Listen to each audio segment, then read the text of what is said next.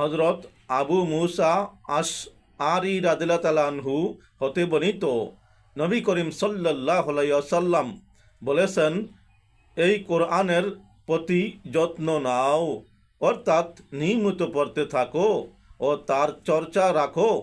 সেই মহান সত্তার কসম, যার নিয়ন্ত্রণে আমার জীবন, উট যেমন তার রশি থেকে অতর্কিত বের হয়ে যায়, তার চেয়ে অধিক অতর্কিতে কোরআন স্মৃতি থেকে বের হয়ে বিস্মৃত হয়ে যায়, অর্থাৎ অতি শীঘ্র ভুলে যাবার সম্ভাবনা থাকে।